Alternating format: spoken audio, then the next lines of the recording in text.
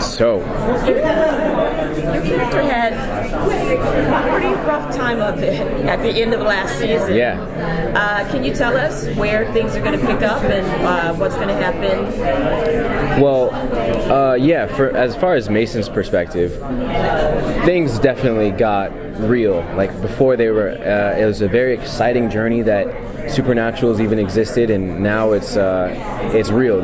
He kind of recognizes that there's lives involved, and there's a danger to this new world that's been opened up to him. So, he's going to kind of be a part of the pack this time for the next villains, and play as much of a role as he can in assisting Scott and everyone.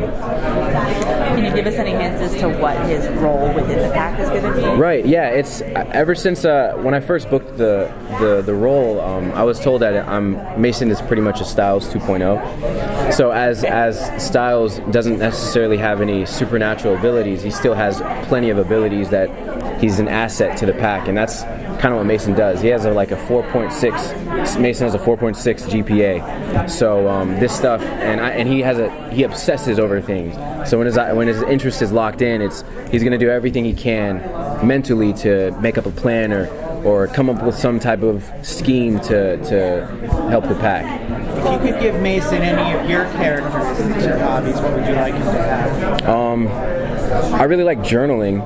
That's just a thing. I don't know how that would affect Mason. That'd be cool if we had that in common, but I actually really like relating to him because I feel like he's a lot braver than I am, because there's a lot of times where I try to get really involved into the scene and make it real to me, and it's not fantasy. So when I get into character, I guess I make it reality, and some of the stuff is very scary. I don't know how he keeps a cool composure when things are going chaotic around him. He's still able to just push forward, and I think that's very admirable. And he's a great loyal friend too, so I think I'd want to have some of his qualities. How is what Mason went through going to affect his relationship, his friendship with you?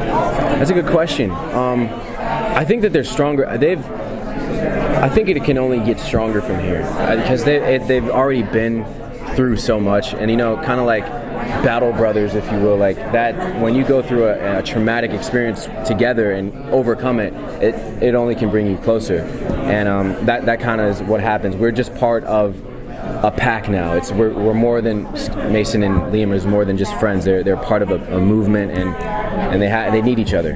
So you were saying that Mason is that Stiles 2.0. So it's kind of like the Mason-Liam relationship is the Stiles-Scott relationship. Right.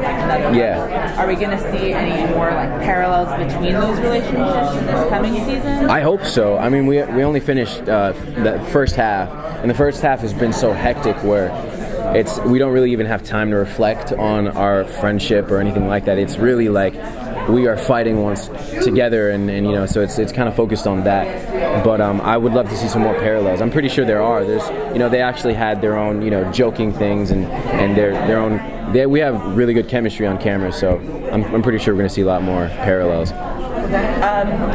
One of our readers has a question. Okay. At Garcia Diana Cool. wants to know about Mason and Corey. Yeah. What's going to happen there? Yeah. Well, I think it's out in the open that they definitely like each other and they want to be together, and it's going to be cool to see them try to balance having a relationship together in such a hectic environment. But it's definitely. It definitely advances, and I think that's really cool. That's what Mason wants. But we're also juggling so much at the same time. So we'll see what happens. On the 6th season by now, is it hard to keep things scary? For the actors, or for anyone? You're dealing with stuff that we've seen for 5 years before.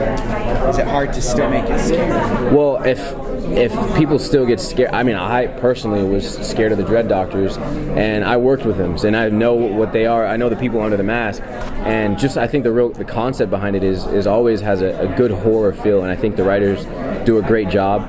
And it has more of an eerie darkness to it. It just even though people might not jump out of their boots or anything, it does still keep that Teen Wolf, Beacon Hills darkness to it, and excitement and adrenaline rush.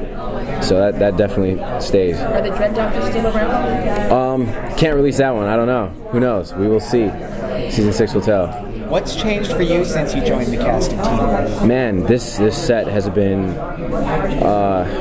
just an evolution process for me, because this is pretty much my college. I've learned so much, and I've grown so much being around such seasoned actors, man. Just working with Tyler and O'Brien and Sprayberry and all the Cody Christian, all of us. We all bond so well, and I know that's people say that a lot on a lot of shows, but that's truly the case.